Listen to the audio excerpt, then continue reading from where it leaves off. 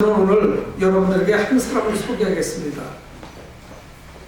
그 이름을 이야기하면 여러분들 너무나도 잘 알고 있죠. 신약 성경의 대표적인 인물은 아마 베드로나 바울일 것이고, 구약에는 창세기에 나오는 족장들, 그리고 그 뒤로 내려가면서 유독 눈에 띄는 한 사람이 있습니다. 근데 이 사람은 아마 지금으로 말하면 신혼초라고 할 수 있겠죠. 결혼을 하고 가정을 꾸리고 젊어 있을 때는 계속 피신하는 그런 인생이었습니다. 그것도 다른 사람이 아니고 자기 장인어른이 자기 신을 어떤 정치적인 라이벌, 미래의 잠재적인 경쟁자, 그래서 그를 제거하려고 합니다. 순탄하지 않았죠. 그가 왕이 오르고는 계속적으로 좋지 못했어요. 평화로울 때도 있었지만은 자기 아들들끼리 갈등하고 또 동생이 배다른 형을 죽이는 그런 사건도 있었고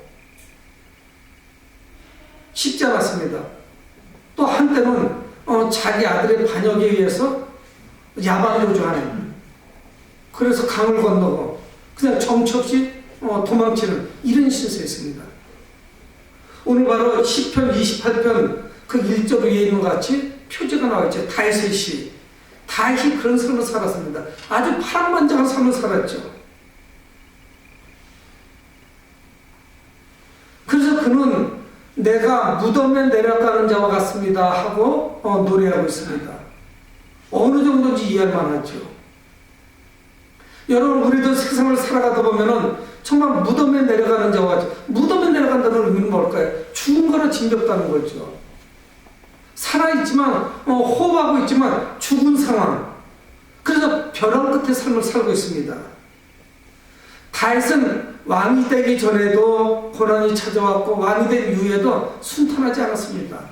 평화의 시기가 있었고 좋았던 시절이 있었지만 어려웠어요. 자기가 사랑하는 또 신임하는 부하들 백성들로부터 배신당하기도 하고, 사람들은 협조적이지 않습니다. 자신을 비난합니다. 적대적입니다. 여러분, 우리도 지금 살고 있지만 내게 정말 호의적이지 않은 그런 환경에 우리가 노출되기도 하죠. 내가 처해 있는 그 상황이 절대적으로 호의적이지 않아요. 나에게 우호적으로 다가오는 사람이 없습니다. 그래서 우리 인생이 한편의 드라마와 같습니다. 극적인 연극과 같아요. 근데 이 다윗은 이 위기의 순간을 잘 극복을 합니다. 여러분, 우리는 다윗이 그 고난을 극복하는 모습을 보면서 우리도 극복할 수 있겠다는 그런 확신이 찾아오죠. 그래서 그의 그 고백을 통해서 오늘 우리는 이 위기 상황을 어떻게 우리가 극복해 나갈 것인지 그런 교훈을 얻고자 합니다. 오늘 1절에 보면은 여호와야 내가 주께 부르짖으오니, 또 부르짖는다는 말이 또 반복적으로 나옵니다. 나의 반석에 내게 귀를 막지 마소서. 주께서 내게 잠잠하신 내가 무덤에 내려가는 자가 득하나이다. 2절에도 그가 그렇게 말합니다. 나의 손을 들고 주께 부르짖습니다. 이렇게 노래하고 있거든요. 자신의 모든 것을 쏟아붓는 거예요. 누구에게? 하나님께. 내가 하나님께 부르짖습니다. 내가 두 손을 들고 하나님께 부르짖습니다. 1절과 2절에 연거푸 나오는 것이에요. 그의 기도의 대상은 누구냐? 사람을 의지하는 것이 아닙니다. 자기의 문제를 다른 곳에서 찾는 것이 아니고, 문제 해결을 그렇게 찾는 것이 아니고 하나님께 나오는 거예요. 여호와 하나님께. 그래서 그는 그렇게 고백합니다. 나의 반석이요. 여호와 하나님이야말로 자신의 반석이죠. 특히 이 시편에도 그렇고 구약 성경 또는 신약 성경 마찬가지지만 그 하나님을 상징적인 것이지만 반석으로 자주 비유합니다.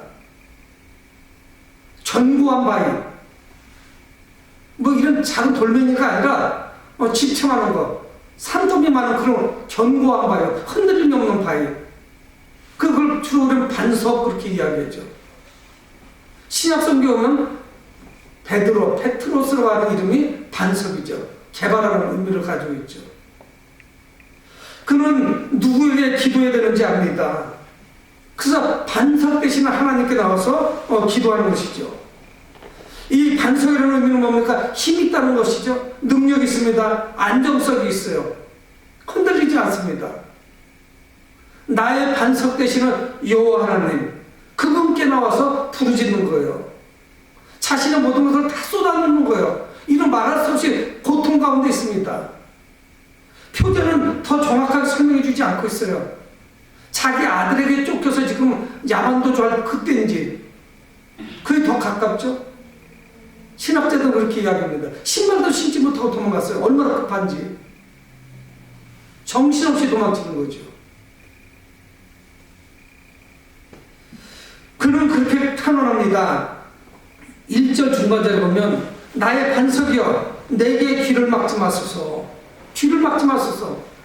내가 주님께 부르짖고 두 손을 들고 부르짖는데 귀를 막지 마소서.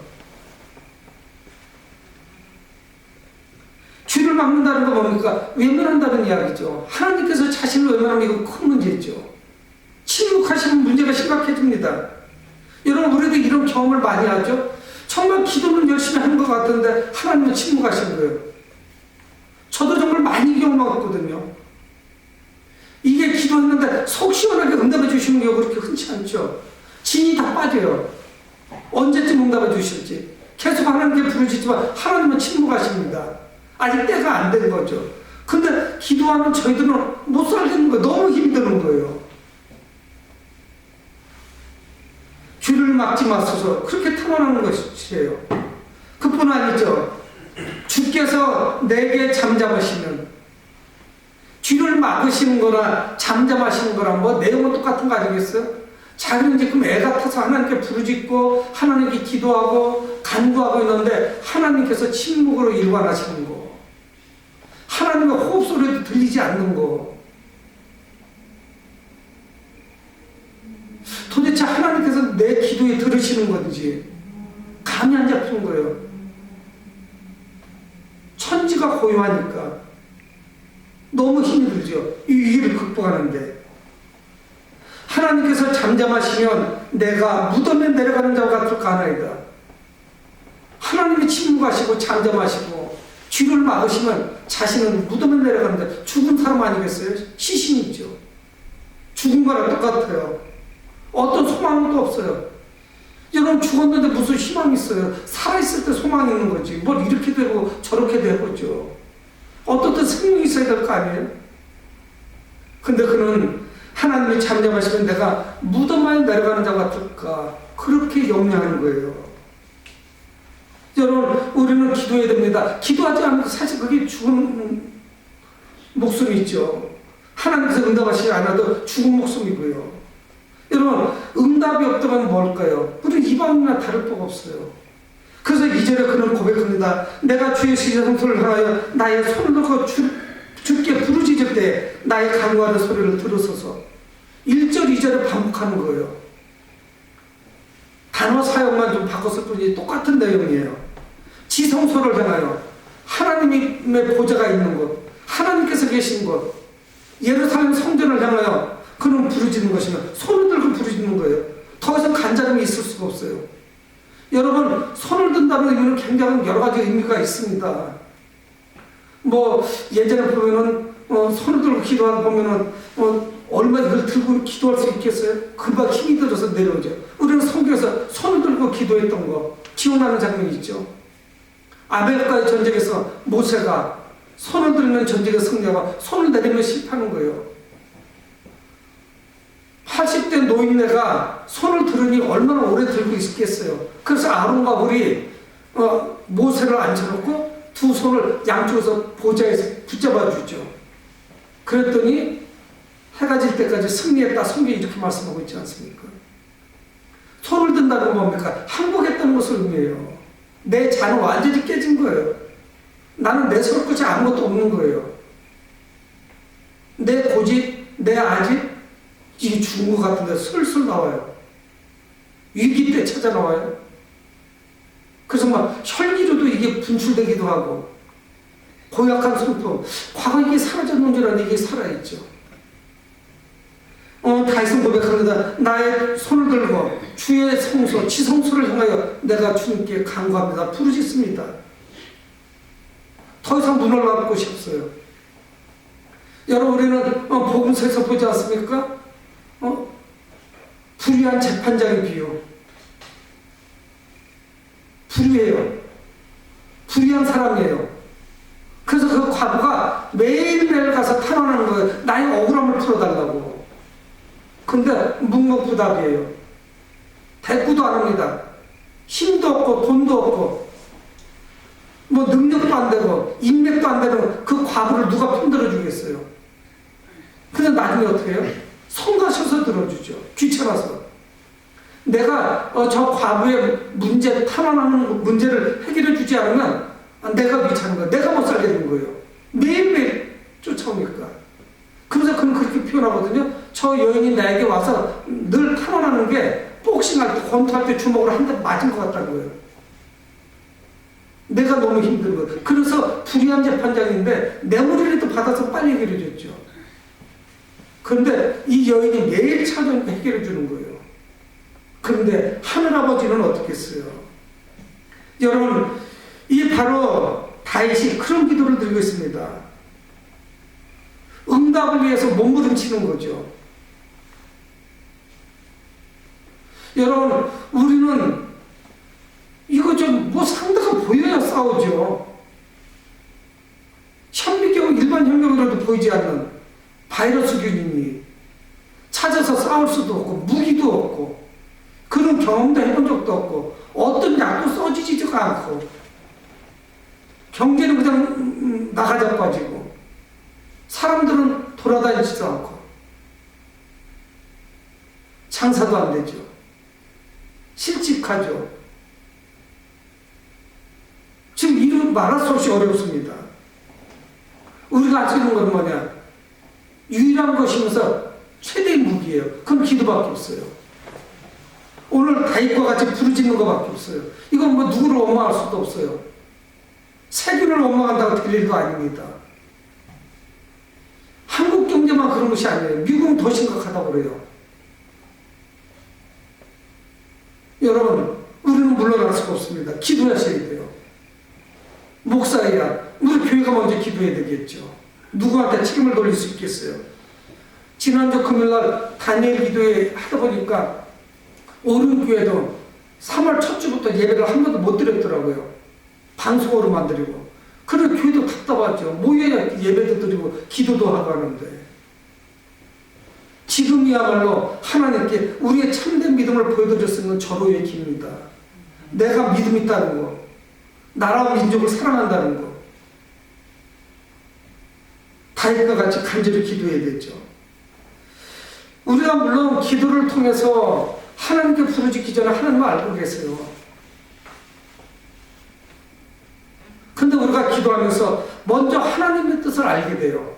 문제 해결하기 전에 하나님이 이 어려움과 시련을 통해서 우리에게 특히 2020년 4월 마지막 주 26일 주일을 보내고 있는 한국교회 성도들에게 무엇을 말씀하시고 싶어 하시는 걸까? 그래서 C.S. 루이스는 이야기하는 거예요. 이 고난을 통해서 하나님이 우리에게 말씀하시려고 하는 걸 말씀하시는 거라는 거예요. 그래서 이 고난과 시련의 고통이 하나님의 스피커라고 이야기하는 거예요. 귀를 한번 쫑긋 해보세요. 하나님이 나에게 뭐를 말씀하고 계신지. 그래서 하나님 앞에 모든 것을 내어놓는 기도, 이건 분명히 응답이 있습니다. 간절히 탄원하고 있는 거예요. 하나님은 우리의 기도를 절대적으로 외면하지 않아요. 그런 믿음 가운데 기도하는 거예요. 늦어질 수는 있어요. 하나님의 때에 응답해 주십니다.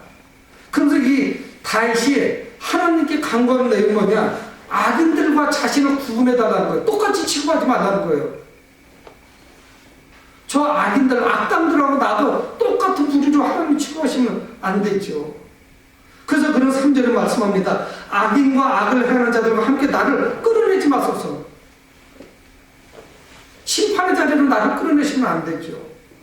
저 악한 것들, 저들이 나를 죽이려고 하는데 지금 처참하게 당하고 있는 나를 더 곤란하게 만들지 말라는 거예요. 그래서 3절 중반절에 말씀하겠습니다. 그들은 이런 악인들이죠. 그 이웃에게 화평을 말하나 그들의 마음에는 악독이 있나이다. 그들은 이리저리 몰려다니면서 선한 사람들을 해코지 합니다. 하나님의 백성들을 못 살게 굴어요.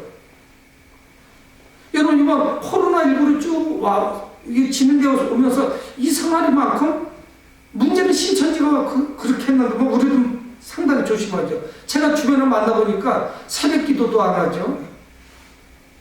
수요일 저녁 예배도 안 드리죠. 주일날 예배를 하나도 안 드리는 교회도 많이 있더라고요. 방송만 촬영해가지고 그것만 송출하는 거예요. 그래서 인터넷으로밖에 못 봐요. 노인분들이 좀 어렵죠. TV는 채널이 없으니까 볼 수가 없어요. 좀 고급 TV는 유튜브 들어가서 볼 수 있는데 참 어려움이 많습니다. 그래서 교회가 잘 협조를 했습니다. 근데 우리는 이상하게 취급하는 거예요. 교회가 말을 안 듣는다고 생각하는 거예요. 모든 교회가 제가 볼 때는 주변에 다 잘 지키고 있어요. 대형 교회는 더 말할 것도 없고 큰 교회는 더 잘 지켰어요. 저는 우리는 이것도 잘 하나님의 메시지를 봐야 돼요. 세상은 우리를 좋게 여기지 않았어요. 늘 그랬어요. 기독교 2000년 역사 가운데. 세상이 우리가 하나님의 복음을 전파하니까 세상을 싫어해요. 왜? 요한복음 1장에 나온 것이 어둠이기 때문에 빛을 싫어해요. 그래서 생명의 복음을 싫어하면 뭐 거절해요. 어떨 때는 욕도 얻어먹지요. 그들은 찾아다니면서 해코지합니다. 계속적으로 다윗을 공격하고 있어요. 견딜 수가 없는 거예요. 아들까지 그 모양이니. 아들은 반역을 해서 왕이 됐고 아마 본인은 아버지니까 봐주려고 해도 밑에 있는 참모들이 들쏘실 겁니다. 아버지 빨리 제거하라. 한나라의 왕은 둘일 수 없다. 이렇게 얘기하지 않겠어요? 이 악인들 견딜 수가 없죠. 그래서 그런 말씀합니다. 그들이 하는 일과 그들의 행위가 악한 대로 갚으시며 4절에 그들의 악한 행위대로 갚으시라는 거예요. 여러분 이건 개인적인 보복이 아니에요. 우리는 복수하기 위해서 기도하지 않습니다. 근데 무엇을 위해서 기도하느냐? 하나님을 대적하는 자들, 진리의 반대편에 있는 자들, 적그리스도, 우리가 안티라고 하죠. 교회를 못 살게 구는 자들이 얼마나 많은지 몰라요. 이런 자들은 심판을 받는 것이 마땅한 것을 고백하고 있어요. 그걸 부르짖는 거예요. 4절에서. 4절 중반대로 그들의 손이 지은 대로 그들에게 갚아 그 마땅히 받을 것을 그들에게 갚으소서. 손이 지은 대로 하나님을 대적하는 저자들 마땅히 받을 것이 뭐냐? 심판이에요. 그렇게 하시라는 거예요. 그러니까 왜 악인들이 심판을 받아야 되는지 이유를 말씀하고 있습니다. 왜 그러냐? 이들은 하나님을 모르는 자들이에요. 5절에 그들은 여호와께서 행하신 일과 손으로 지으신 것을 생각하지 아니므로. 이게 무슨 일이에요? 하나님이 행하신 일, 손으로 지으신 일, 하나님의 천지창조, 자기가 피조물이라는 거, 하나님이 창조주라는 걸 부인하는 자들이에요. 그래서 이들은 심판받아야 마땅한 거예요. 그 이유에 대해서 말씀하고 있는 거예요. 하나님을 두려워하지 않아요. 함부로 행동하는 거예요. 여러분 최소한 이 사회 가운데 우리가 세상을 살아가면서 하나님을 의식하고 하나님은 분명히 계시다는 생각만 있으면 믿음이 있고 없고 하는 뭐 그거를 인정하면 믿음이 없다고 말하기 또 어렵겠죠. 절대적인 악을 행할 수가 없어요. 하나님을 의식하고 하나님을 두려워하고 그러면 우리의 삶이 아무래도 신경이 쓰이죠. 여러분 우리는 운전하고 다니는 거 보거든요. 요즘 시내 곳곳에 제가 저 뒤쪽으로 가는데 어디냐면 공주 떡집 있는 그 골목이 뒷골목이에요. 거기는 제가 다녀봤는데 학교도 없다고요. 주변에 유치원도 못 봤어요. 근데 시속 30km야. 시속 30km라니까 30km면 뭐 살살 가는 거예요. 그래서 이제 눈여겨보는 거죠. 혹시 카메라 없나? 근데 속도도 못 내요. 차가 먼저 많이 좌우로 되나가지고 켜피켜 다니는 골목인데도 그래요. 여러분 우리는 그 보잘것없는 카메라도 의식하거든요.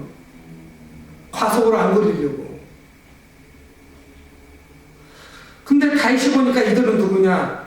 하나님의 그 창조 자체를 부인하고 부정하고 하나님을 거부하는 이런 사람들이에요. 그래서 하나님께 뭐를 탄원하고 있냐면은 5절 하면들에 그들을 파괴하고 건설하지 마십시오. 이렇게 하는 거예요.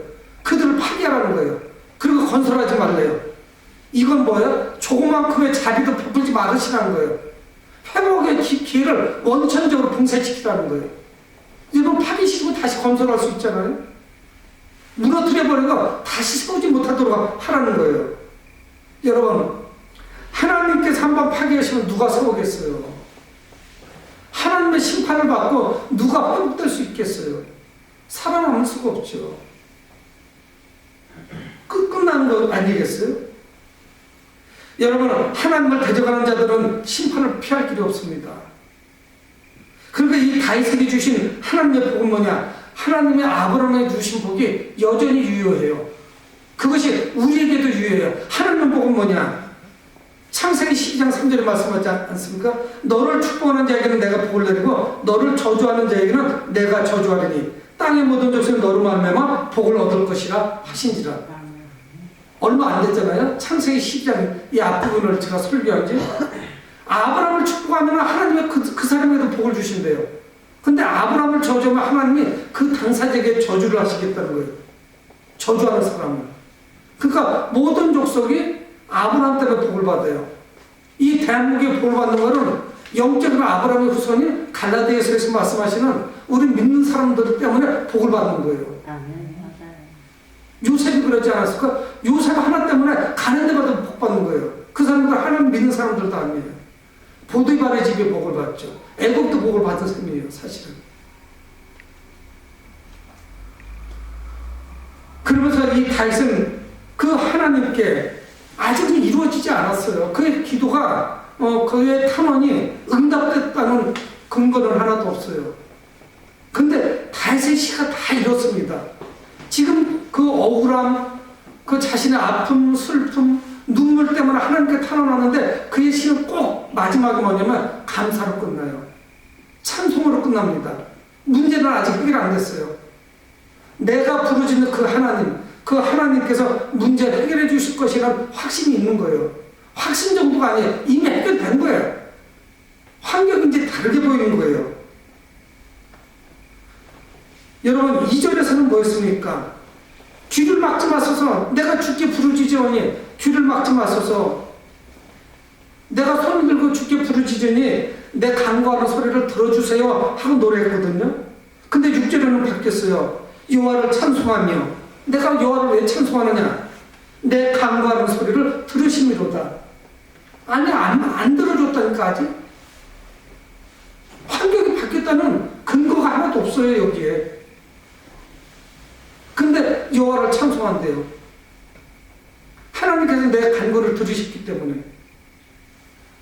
여러분 지금 우리는 어려운 가운데 있지만 하나님께서 우리의 기도를 들으신 줄 알고 우리는 찬송하는 거예요. 그래서 감사하는 것이에요. 이 응답에 대한 확신은 하나님을 찬양하도록 합니다. 감사하도록 해요. 내가 불평불만이 많고 늘 찌푸리고 살고 하는 것은 뭐냐면 내 안에 뭔가가 있는 거예요. 꽁 하는 게. 뭔가 불쾌하잖아요. 안 좋은 게 있잖아요. 안 되는 게 있거든요. 힘이 들고 생각대로 안 돼요. 여러분 지금 우리가 그래도 힘을 내야 되는 거 뭐냐면 나만 어려운 게 아닙니다. 조금 더 어려운 분들도 있을 거예요. 그렇지 않겠어요? 여러분 교회들도 어렵다고 그래요. 그래서 어떤 목사님이 저에게 그걸 보내주셨더라고요.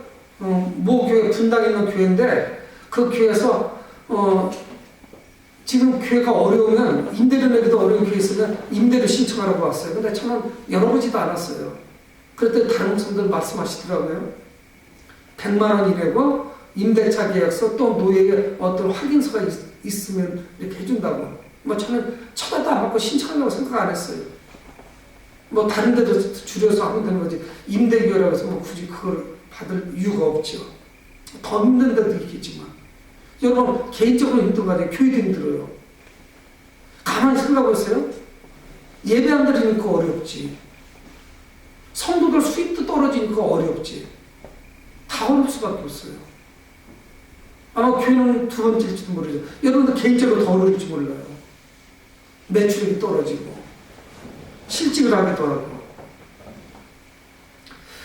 여러분 그러면서 그는 그렇게 찬송합니다. 여호와는 나의 힘과 나의 방패시니 내가 하나님과 그를 간절히 탄원했는데 하나님은 누구시냐? 나의 반석이셨어요.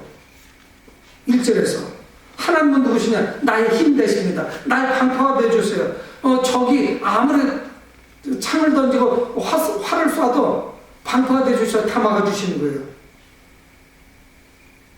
뭐 방탄조끼 정도가 아니에요, 이거는. 여러분, 모든 힘이 하나님께로부터 나옵니다. 여러분, 그런데 우리는 지금까지 우리 힘으로 하는 줄 알았어요. 내가 스스로 하는 줄 알았어요. 물론 나도 열심히 노력했죠. 수고하고 땀 흘렸죠. 내가 했는 줄 알았어요. 근데 이 모든 것이 어디서부터 왔냐? 하나님께로부터 온 거예요. 그래도 과거보다 얼마나 감사해요? 여러분, 지금 아프리카에 이런 일이 생기면요, 수많은 사망자들이 옵니다. 우리나라에 한 40년 전이나 50년 전에 이런 일이 생기면요, 병원 가보지도 못하고 다 사망하는 거예요. 그래도 의료 체계가 잘 잡혀 있잖아요. 밥도 못 먹는데 무슨 병원에 가고 백신을 맞고 뭐를 할 수 있겠어요. 병원을 어딜 갑니까? 꿈도 못 꾸죠. 지금 사람, 우리 교회에 들어오는데 체온까지 다 재드리는데 지금 뭐 체온계도 없는 분들 많을 거예요.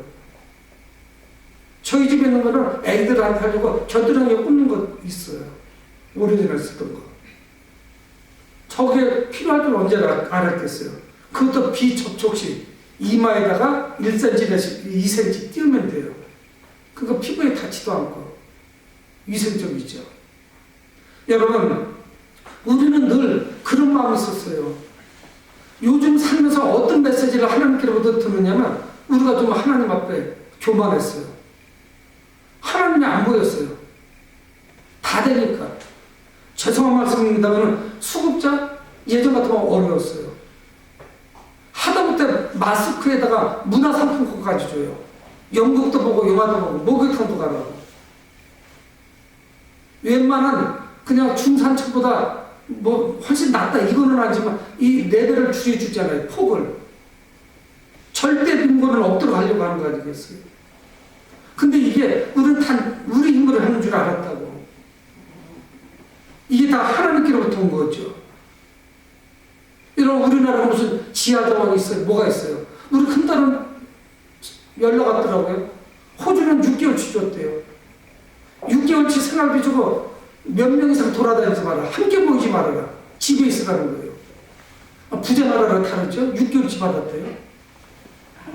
다 준 건지 그건 모르겠어요. 우리는 지금 뭐 한 번 주는 것도 준다 만다 다 주느냐 많냐 70%만 주면 이러지 않아요? 그래도 너무 감사해요.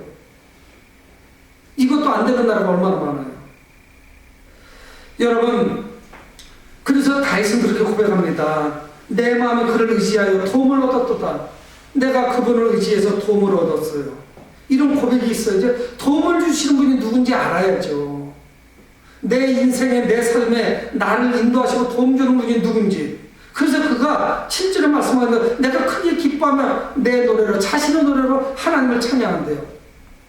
나의 도움이 어디서 오는지 아니까 감사가 넘치고 하나님을 찬양하게 되는 거예요. 그래서 우리는 예배 드리는 거예요. 예배가 괜히 드리는 거 아닙니다. 이게 하나님부터 도움을 받고 하나님부터 뭐 구원을 받고 그래서 감사가 넘치고 찬양이 있는 거죠. 그래서 우리는 연약하고 부정하고 추하기 짝이 없지만 이 입으로 남을 저주하기도 하고 핏대를 올리기도 하고 싸우기도 하고 쌍욕을 하기도 하고 근데 이거 입으로 또 하나님을 찬양한단 말이에요. 한 삶에서 두 가지 물이 나오는 거죠. 단물이 나오고 쓴물이 나오는 거예요. 사람만 그래요. 그래서 우리는 하나님을 기뻐하고 찬양의 목소리를 높이고 있는 것입니다. 예배를 통해서 하나님께서 예배 받으시기를 우리는 지금 부르짖는 것이죠. 예루살렘에 빼앗기던 법궤가 들어올 때 블레셋에게 빼앗기던 그 법궤죠. 얼마나 기뻤는지요. 다윗은 둥실둥실 춤을 춥니다. 춤을 추는데 어느 정도냐면 옷이 흘러져 내려갔어요. 성경 말씀하고 있어요. 얼마나 기뻐서 하나님의 법궤가 들어오는데 춤을 췄는지 노래하며 찬양했는지 자기 옷이 벗겨졌는데 모르고 한 거예요. 이게 상상이 나갔어요? 그래도 부끄럽게 여기지 않았어요. 여러분 오늘 8절 말씀인데 여호와는 그들의 힘이시여 그의 기름 부음 받은 자의 구원을 이루셨지. 다윗은 나만 기뻐하는 게 아니에요. 왕으로서 이제 누구에게 고면하는 이스라엘 백성들에게 고면하는 거예요. 여호와는 그들의 힘이에요. 나만의 힘이 되시는 분이 아니라 나만의 방패가 아니라 이스라엘 백성의 방패가 되어 주시는 거예요. 여러분 우리가 기도하고 하나님께 불을 짓고 하나님의 뜻이 우리와 통했다면요, 안 믿는 사람이 4천만이에요. 우리나라 80%입니다. 그들은 우리 때문에 복받는 거예요.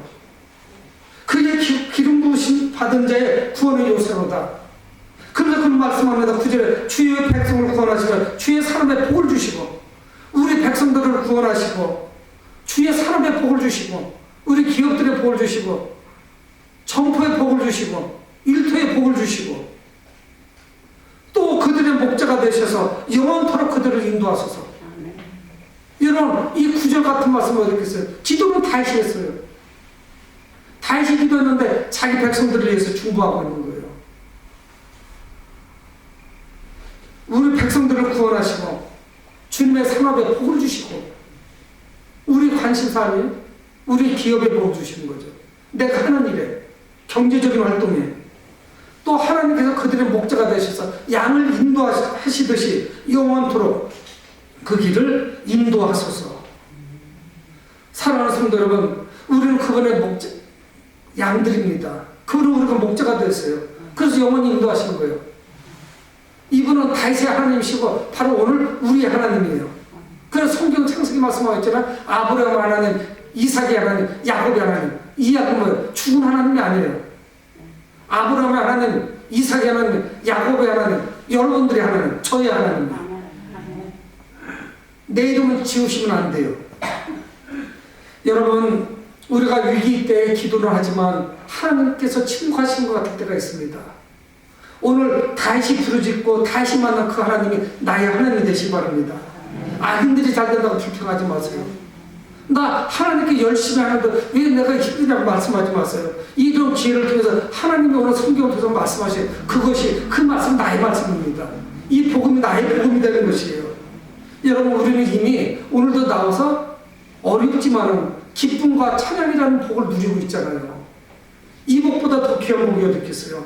영원토록 우리를 인도하시는 하나님만을 신뢰하시고 다음 한 주간도 동행하시는 여러분들에게 주의 이름으로 축원을 드립니다. 고마우신 아버지 하나님 은혜를 감사합니다.